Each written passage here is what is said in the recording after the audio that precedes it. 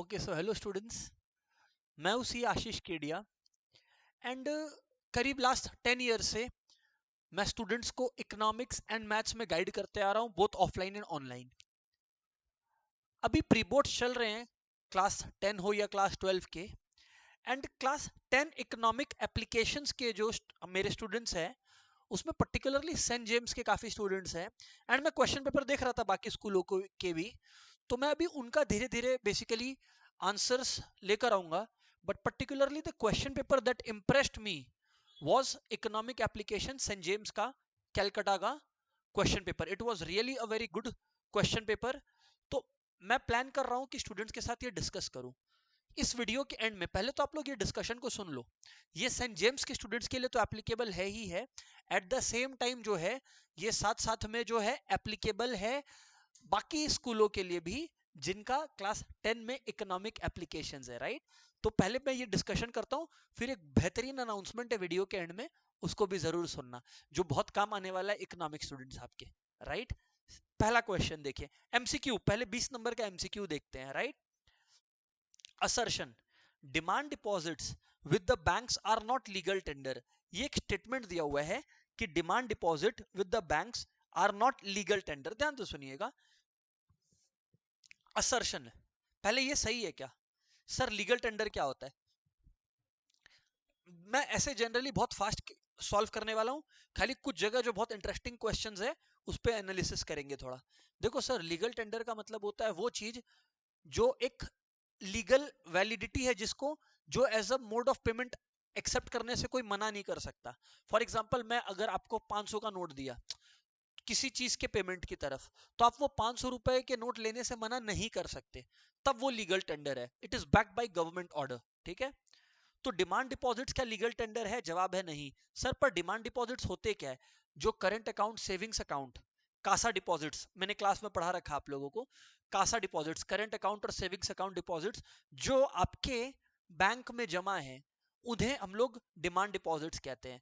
तो इसलिए ये लोग लीगल टेंडर नहीं है। पहली बात तो ये लोग लीगल टेंडर नहीं है, क्योंकि उससे कोई एक्सेप्ट करने से मना कर सकता है, राइट। रीजन क्या दिया है? People have the right not to accept payment through cheques. हाँ, चाहे आपका बैंक में करंट अकाउंट हो, चाहे आपका सेविंग्स अकाउंट हो, तभी आप चेक ड्रॉ कर सकते हो।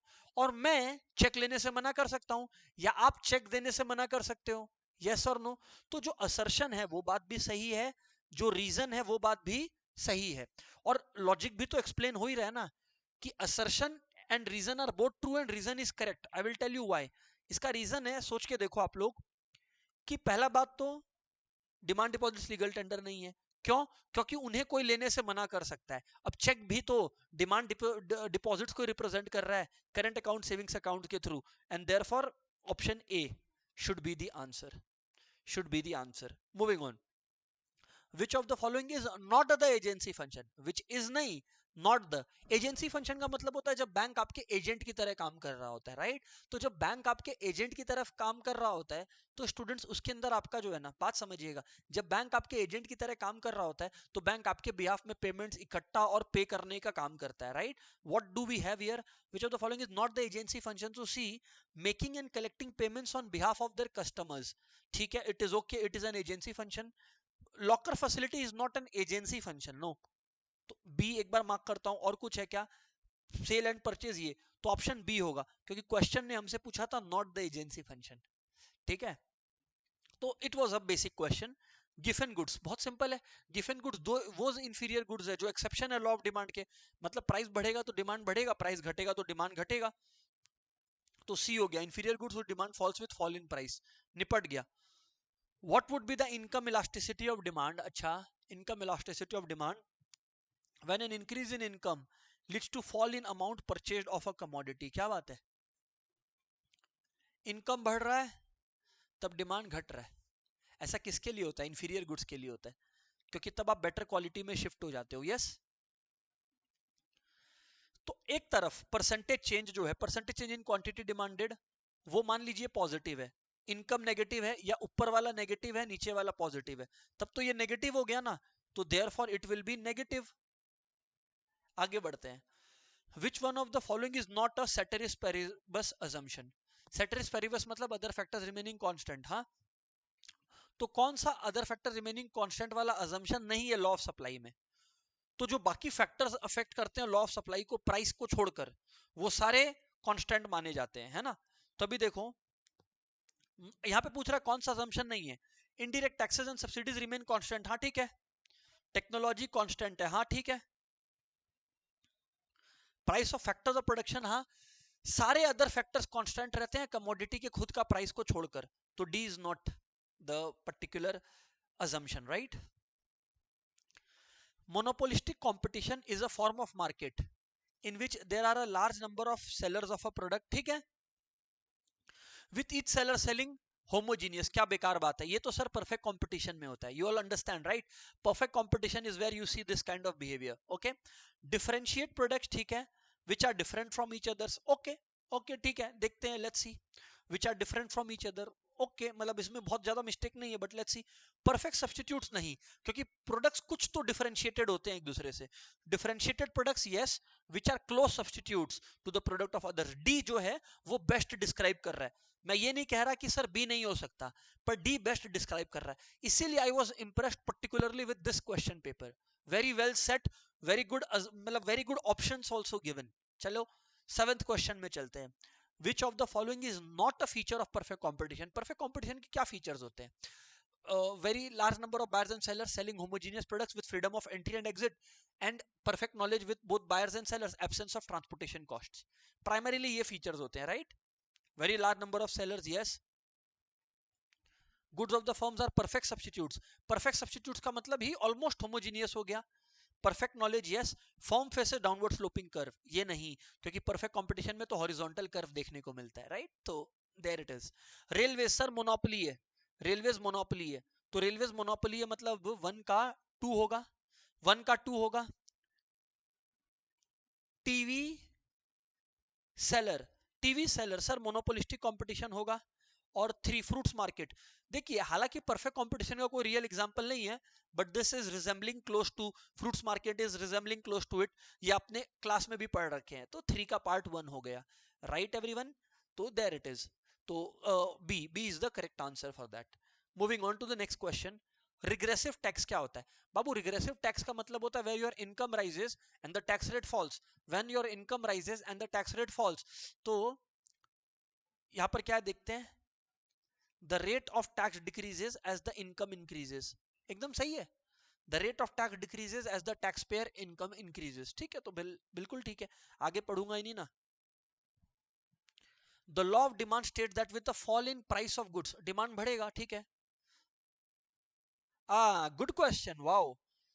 देखो दो चीज होता है, एक होता है इंक्रीज इन डिमांड और एक होता है इंक्रीज इन क्वांटिटी डिमांडेड। यहां पर होगा increase in quantity demanded. Sir क्यों? हमने पढ़ा है मूवमेंट वर्सेस शिफ्ट। मूवमेंट होता है प्राइस की वजह से, और मूवमेंट को चेंज इन क्वांटिटी डिमांडेड भी बोलते हैं, और शिफ्ट को चेंज इन डिमांड बोलते हैं। कॉन्सेप्चुअली बहुत अच्छा क्वेश्चन था, क्योंकि यहां पर लिखा है फॉल इन प्राइस, मतलब price is the factor affecting, तो फिर quantity demanded word language use होगा। पर अगर मान लो कुछ और होता फैक्टर, तब हम लोग इंक्रीज या डिक्रीज इन डिमांड मार्क करते, तो ठीक है, good good point, good question. Question number 11।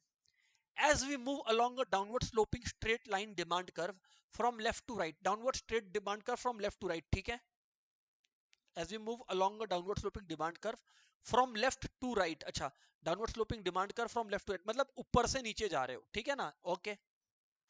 the price elasticity of demand, the price elasticity of demand, what happens to price elasticity of demand? A good question asked, a good question asked। लो अभी बता देता हूं। देखो बाबू, elasticity क्या होता है? Elasticity क्या होता है? एक पर्टिकुलर पॉइंट पे length below the curve by length above the curve, ठीक है ना, length below by length above. तो इसमें जो है length below by length above के केस में इस पॉइंट पर इलास्टिसिटी देखो तो पूरा लाइन नीचे में है, ऊपर में कुछ नहीं है। तो मान लो ये पॉइंट ए है, ये पॉइंट ई है, ये पॉइंट बी है, ऐसे ही कुछ मान लिया। तो ए ई इलास्टिसिटी एट ए अगर आपको जज करना है, तो आपको ए ई कर्व का लेंथ बाई ए के ऊपर क्या है, कुछ नहीं है, तो ये इंफिनिटी हो गया।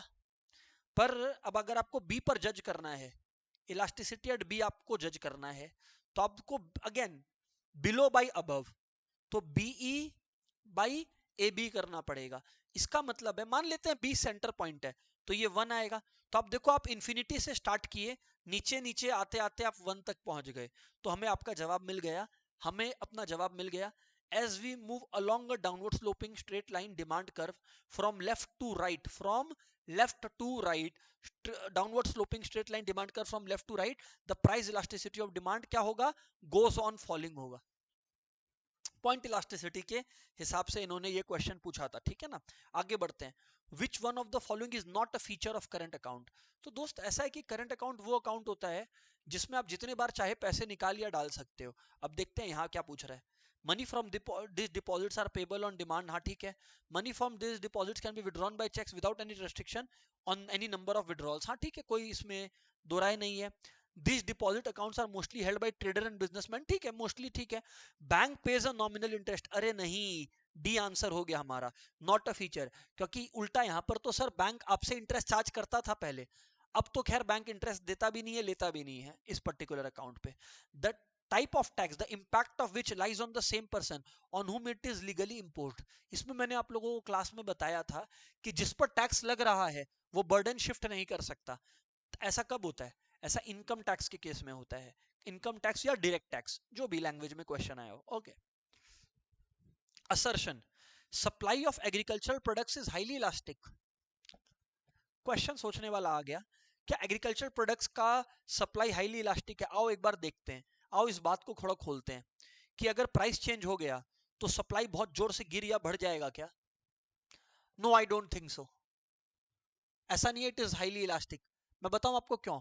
क्योंकि भले ही प्राइस कितना ही तेज हो या प्राइस कितना ही जोर से गिरे, एग्रीकल्चर प्रोडक्ट्स तो सर सीजन पर, वेदर पर भी डिपेंड करते हैं ना। सर बात तो सही है। तो सिर्फ प्राइस को आप चेंज कर दोगे तो सप्लाई बहुत जोर से बढ़ा या घटा पाओगे, इसका चांसेस कम है। इस वजह से हाईली इलास्टिक वाली पॉइंट से तो हम लोग डिसएग्री करते हैं। असर्शन तो हमें फॉल्स लग रहा है अभी। इन इलास्टिक टाइप होता है ज्यादातर, या लेस इलास्टिक होता है अगर बोलना ही है तो। Agriculture production is heavily dependent on natural conditions like weather and growing seasons. एकदम अग्री करता हूं। असर्शन फॉल्स है, रीजन ट्रू है। असर्शन फॉल्स है पर रीजन ट्रू है, ठीक है, एकदम अग्री करता हूं। हाँ जी, चलिए अपने क्वेश्चन 15 पर चलते हैं। Let's see what it is all about.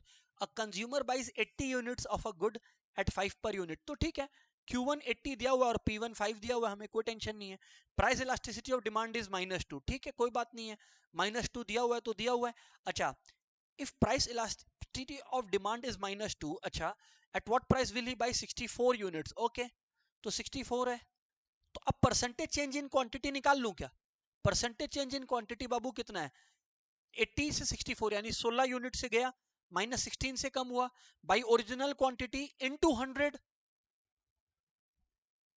यानी कि क्वांटिटी डिमांडेड कितने परसेंटेज से चेंज हो रहा है जी? 20% से। क्या हो रहा है? गिर रहा है।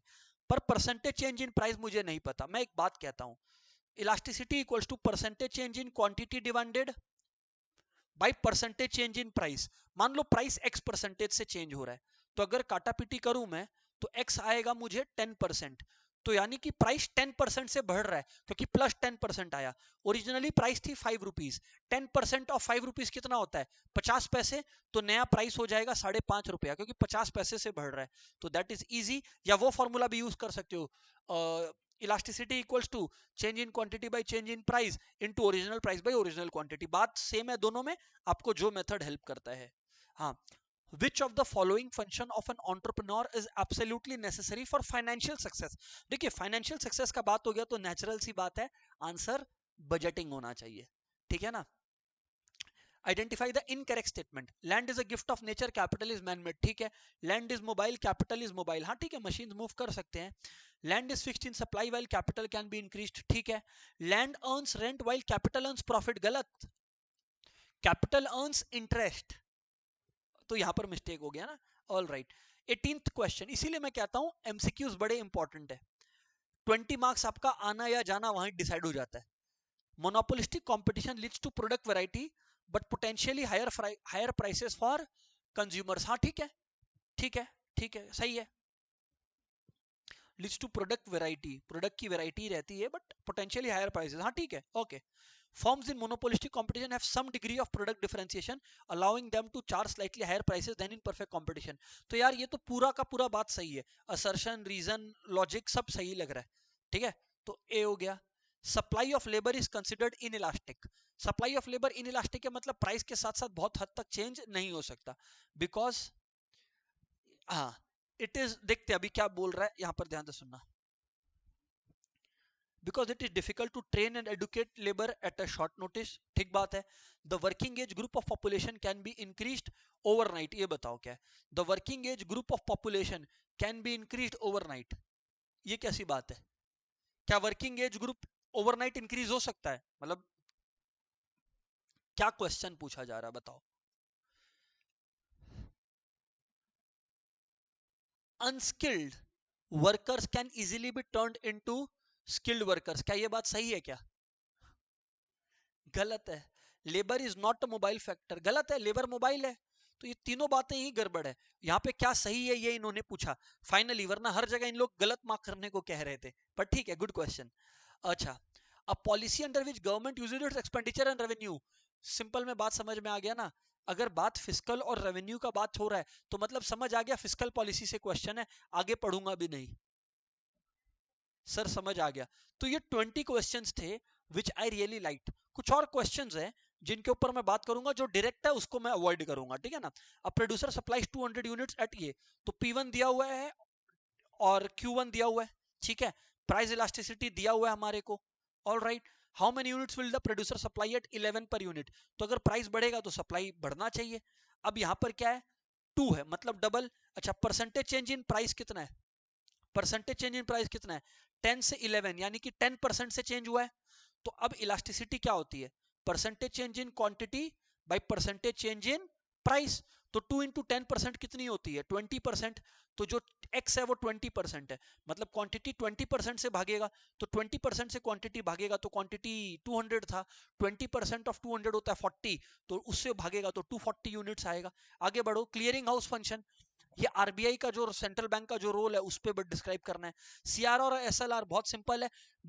फुल फॉर्म एक पॉइंट ऑफ डिफरेंस नहीं माना जाएगा. सीआरआर का हालांकि फुल फॉर्म बता दे रहा हूं, कैश रिजर्व रेशियो. एसएलआर का स्टैट्यूटरी लिक्विडिटी रिक्वायरमेंट या रेशियो, जो भी बोलो. मेन बात है कि सीआरआर को जो है वो कैश के फॉर्म में मेंटेन करना पड़ता है. एसएलआर कैश और gold and other approved securities के फॉर्म में हो सकता है. सीआरआर जो है वो कमर्शियल बैंक्स को आरबीआई के पास मैंडेटरीली जमा करवाना पड़ता है. पर एसएलआर के केस में आप लोगों का खुद भी मेंटेन कर सकते हैं कमर्शियल बैंक, आरबीआई के पास जमा करवाने की जरूरत नहीं है, मतलब कंपल्शन नहीं है. All right. Why are bathing soap sold in different shapes, color, fragrances? वही प्रोडक्ट डिफरेंशिएशन क्रिएट करने के लिए है ना. याती आती है ना वो यामी गौतम. आगे explain backward bending supply curve as an exception to the supply. इसमें मैंने आपको बताया था कि लेबर को पहले लालच दो तो वो और काम करेगा, बट एक मोमेंट के बाद उसके पास इतने पैसे हो जाएंगे कि अब वो आराम और रिक्रिएशन प्रेफर करेगा, तो वो फिर बैकवर्ड बेंडिंग सप्लाई क्रिएट हो जाता है. ऑब्वियसली आपको ग्राफ के साथ बताना होगा, मैं बहुत डायरेक्टली बात किया. Okay. Determine how the following changes will affect the market demand curve for a product. अच्छा, एनालिसिस बेस्ड क्वेश्चन है. A new industry comes up in Azad Nagar. People get employment. Good. How will this affect the demand for TV in that region? अरे यार, new industry comes up in Azad Nagar, people get employment. तो TV का demand क्या होगा? बढ़ेगा ना. Income बढ़ेगा तो डिमांड बढ़ेगा. टीवी नॉर्मल प्रोडक्ट है, तो आपको बताना है इनकम के साथ डिमांड डायरेक्टली रिलेटेड है. There are trains and bus services between Delhi and Kolkata. ठीक है. Suppose the train fare between the two cities come down. How will this affect demand curve between the two cities? अब ये अच्छा question आया ना यहाँ पर.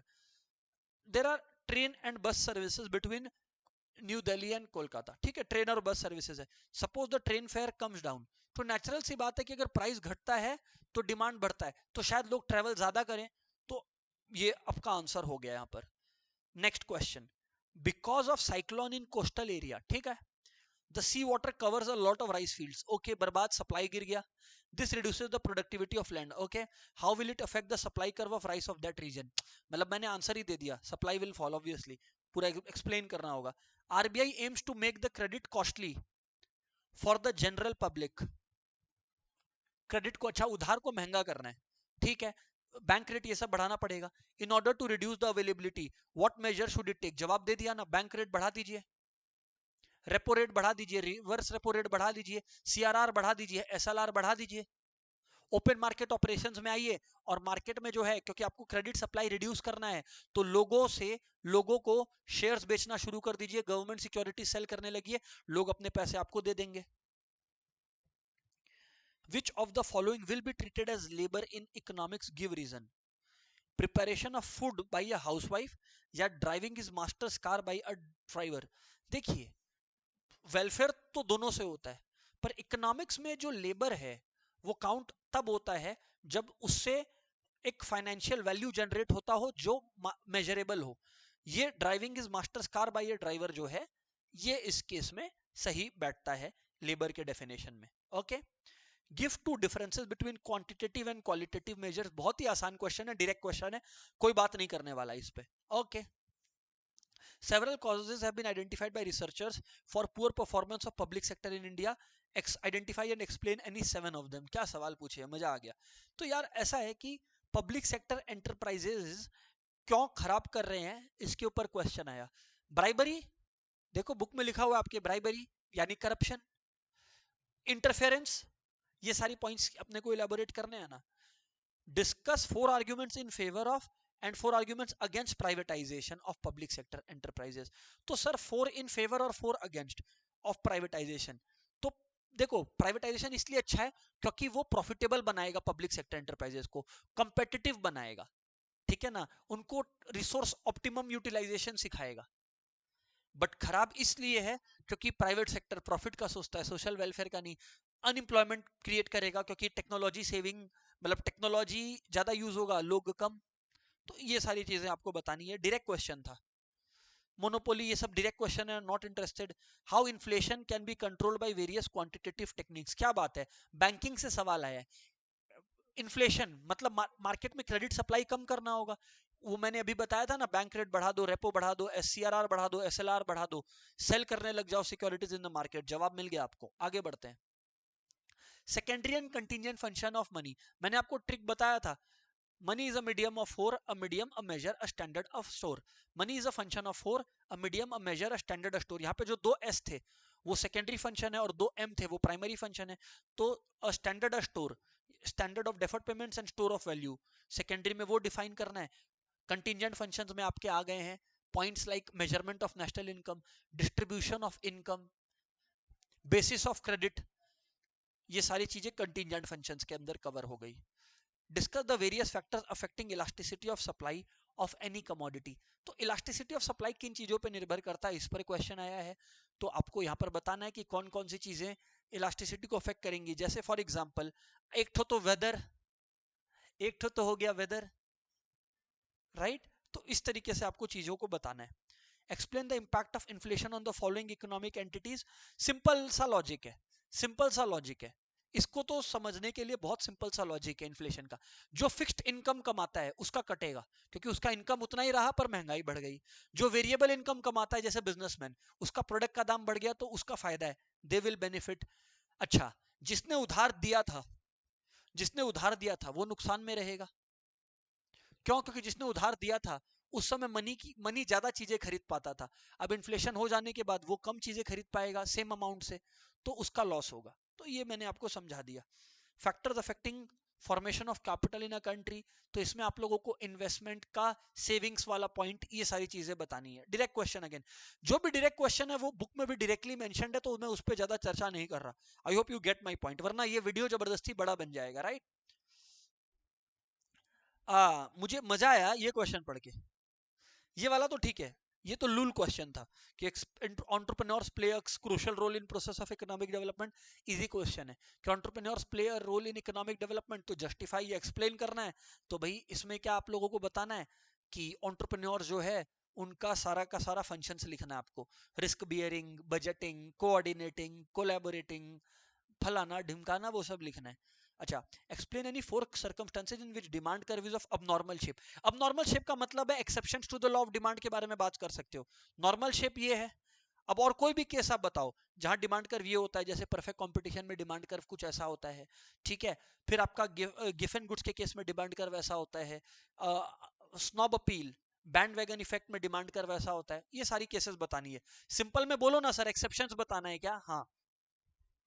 Next question, case study. Case study में ना मैं पता है क्या बोलता हूँ, हालांकि ये अनपॉपुलर है बट सुनो, सीधा पहले क्वेश्चन पढ़ो। काफी बार ये सब कहानी जबरदस्ती लिखा रहता है, क्वेश्चन नहीं डायरेक्टली सॉल्व कर पाए तो फिर पढ़ लेंगे। What do you mean by tax बताओ, ये तो पूरा डेफिनेशन डायरेक्ट आ गया। Two differences between direct and indirect taxes. Direct tax का burden cannot be shifted, indirect tax का burden can be shifted. Direct tax is imposed on income, indirect tax is imposed on goods and services. Two merits of direct and indirect taxes। बहुत आसान question था तो इसमें कोई बहुत मजा नहीं आया मुझे देखकर।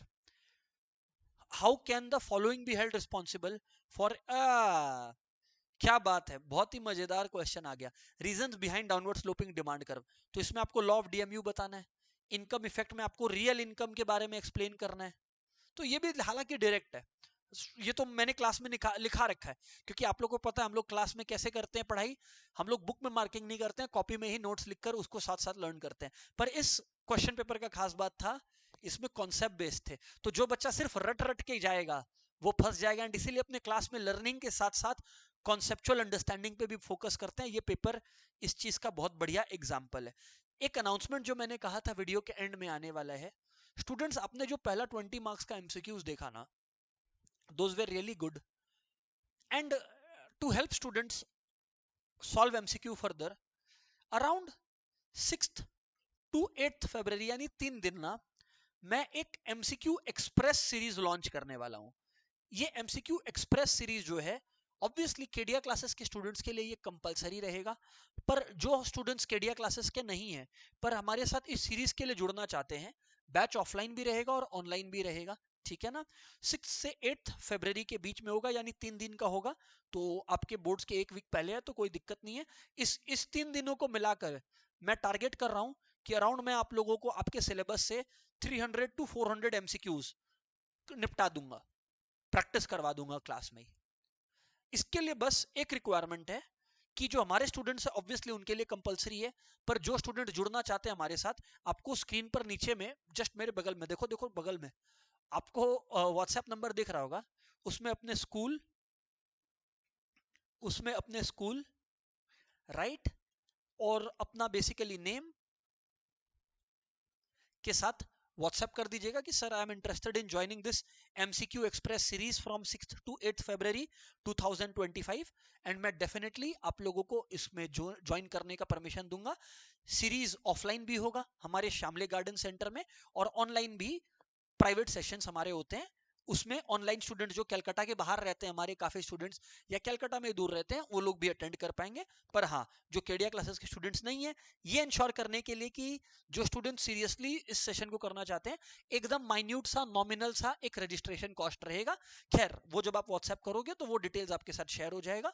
तो make sure you all have seen this video, and at the same time आप लोग 6 से 8 फरवरी MCQ एक्सप्रेस के लिए रजिस्टर करें। See you. Good luck everyone.